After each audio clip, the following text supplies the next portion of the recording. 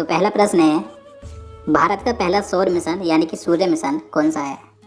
तो भारत ने अपना पहला सूर्य मिशन लॉन्च किया है जिसका नाम है आदित्य L1 मिशन। तो राइट आंसर बी होगा।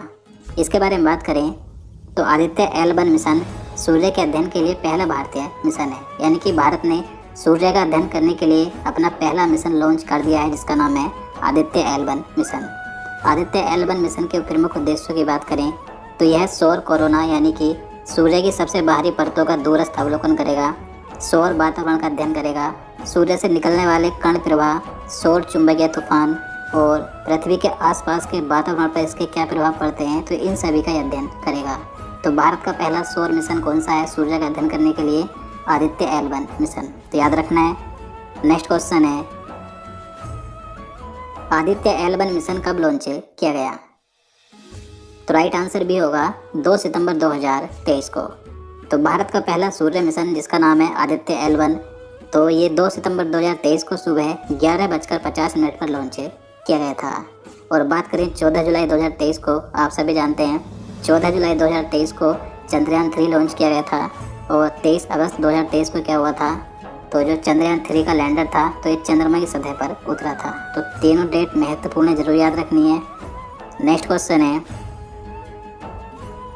आदित्य L1 मिशन कहाँ से लॉन्च किया गया? तो आंसर बी होगा सतीश धवन अंतरिक्ष केंद्र से।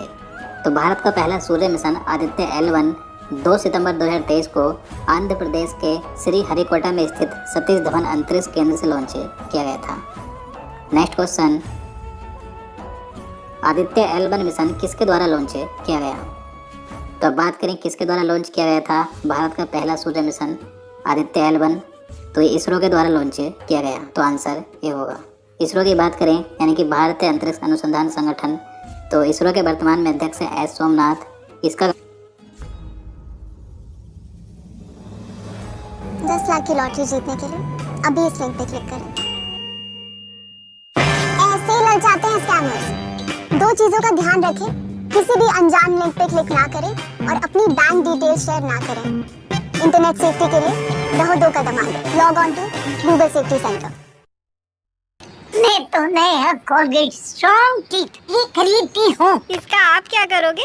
अरे एक ही तो पोषण देता है मेरे काटने वाली मशीन को। इससे का कैल्शियम बूस्ट है, दांतों को पोषक बनाए। स्ट्रॉन्ग टेस्टी नहीं, पोषण है ये। गठन 15 अगस्त 1969 को किया गया था और इसका मुख्यालय कर्नाटक के बेंगलुरु में स्थित है। इसके बाद अगला प्रश्न है, इस अंतरिक्ष यान को L1 पॉइंट तक पहुंचने में कितना समय लगेगा? तो देखिए, सूर्य का अध्ययन करने के लिए ये जो भारत का आदित्य L1 मिशन है, तो इसका जो अंतरिक्ष यान है इसे L1 पॉइंट की कक्षा में स्थापित किया जाएगा। ये जो L1 पॉइंट है ये सूर्य और पृथ्वी के बीच में एक लैंग्वेज बिंदु है, तो यहाँ पर इसे स्थापित किया जाएगा। तो L1 पॉइंट तक पहुँचने में इसे करीब 120 दिन यानी कि 4 महीने का समय लगेगा। तो राइट आंसर सी होगा। देखिए, आपको बता दूं, जो L1 पॉइंट है यानी कि लैंग्वेज बिंदु, तो ये पृथ्वी से लगभग 15 लाख किलोमीटर दूर है। आदित्य L1 उपग्रह को पृथ्वी और सूर्य के बीच में इसी L1 लैंग्वेज बिंदु के आसपास एक प्रभा मंडल कक्षा में स्थापित किया जाएगा। तो यहीं से आदित्य L1 ये सूरज पर नज़र रखेगा और उसकी गतिविधियों का अध्ययन करके अपनी रिपोर्ट धरती पर भेजेगा। इसके बाद आगे और बात करें, L1 पॉइंट यानी कि लैंग्वेज बिंदु एक ऐसा संतुलन बिंदु होता है जहां पर सूर्य और पृथ्वी का गुरुत्वाकर्षण बल बराबर हो जाता है। यानी कि अगर कोई वस्तु पृथ्वी और सूर्य के बीच में इस लैंग्वेज बिंदु पर आ जाए तो न तो उसे सूर्य अपनी ओर खींच सकता है और न ही पृथ्वी अपनी ओर खींच सकती है, वह बीच में ही लटकी रहेगी। तो ये लैंग्वेज बिंदु होता है। तो देखिए, इस पॉइंट्स का उपयोग अंतरिक्ष यान द्वारा अपनी स्थिति बरकरार रखने के लिए, आवश्यक ईंधन की खपत कम करने के लिए किया जाता है।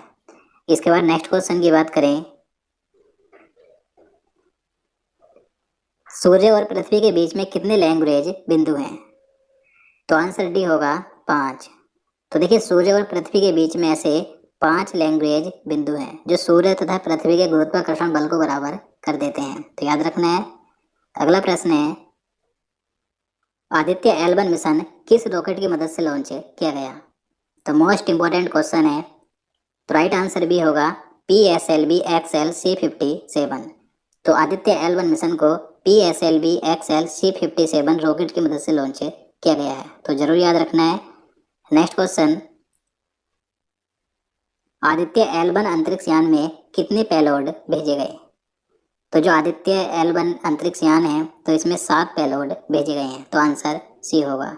देखिए ये पेलोड अलग अलग वेव बैंड में सूर्य के फोटोस्फीयर यानी कि प्रकाश मंडल, क्रोमोस्फीयर यानी कि सूर्य की दिखाई देने वाली सतह से ठीक ऊपरी सतह और उसकी सबसे बाहरी सतह यानी कि कोरोना का ऑब्जर्वेशन करने में मदद करेंगे। अब देखिए 7 पेलोड कौन कौन से हैं तो देख लेते हैं।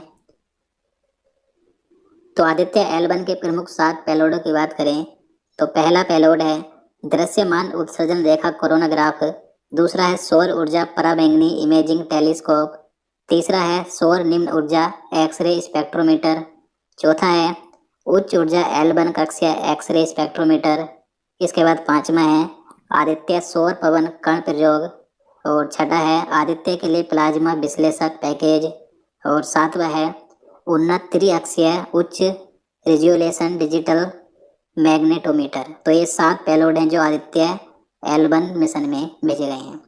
इसके बाद आगे बात करें तो क्वेश्चन नंबर 9 है आदित्य L1 मिशन की कुल अनुमानित लागत कितनी है?